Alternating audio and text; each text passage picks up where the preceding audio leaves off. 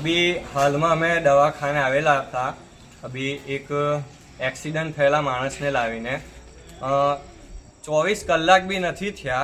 पहला एक सवार में गई काले एक्सीडेंट थयुं, ए भाई एक्सपायर भी थई गया छे अने 24 कलाक भी नहीं थया ने बीजું एक्सीडेंट हाल हमणां ज थयेलुं छे।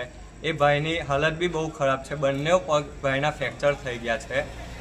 तो आ वस्तुनुं निराकरण जल्दी जल्दी आवવું જોઈએ, કેમ કે રોડ પર એક બી બમ્પર નથી। એક્સિડન્ટ થવાનું મુખ્ય કારણ શું છે? મુખ્ય કારણ એ છે કે રોડ નવો છે ને ગાડીઓ બધી સ્પીડમાં ચાલે છે।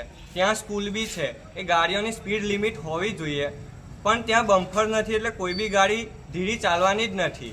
અને રાતનો ટાઈમ હોય, સાંજનો ટાઈમ હોય, ડ્રાઈવરો એમની સ્પીડથી જ ચાલવાના છે। બમ્પર હોય ત્યાં તો જ એ લોકો એમની સ્પીડ કંટ્રોલમાં લાવે। ને ત્યાં સરકારી સ્કૂલ બી છે, નાના નાના બાળકોની બી અવર જવર રહે છે અને જે નવી નગરી છે ત્યાંના લોકોની બી 24 કલાક અવર જવર ત્યાં હોય જ છે। તો આવું ને આવું કંઈ સુધી ચાલશે?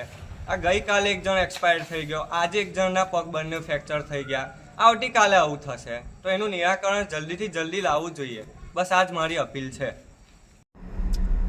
હું બાબુભાઈ બરફવાલા।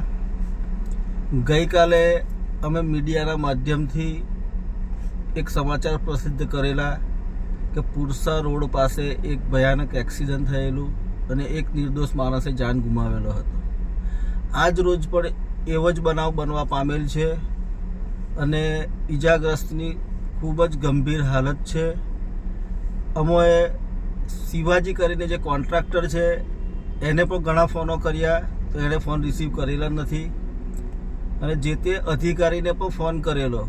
અધિકારીએ કહ્યું છે કે 1 કે 2 દિવસમાં આ કામગીરી શરૂ કરી દેવામાં આવશે, પણ હજુ સુધી કામગીરી કરેલ છે નહીં। આ રોડની કામગીરી પૂર્ણ થવાને 2.5 થી 3 મહિના થઈ ગયા છે, છતાં પણ હજુ સુધી વારંવાર રજૂઆતો કરવા છતાં પણ સ્પીડ બ્રેકર મૂકવામાં આવેલ નથી।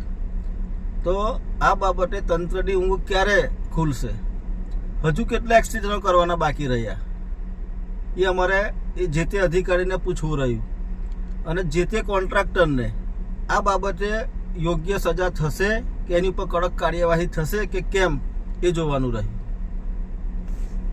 સ્ટોપ।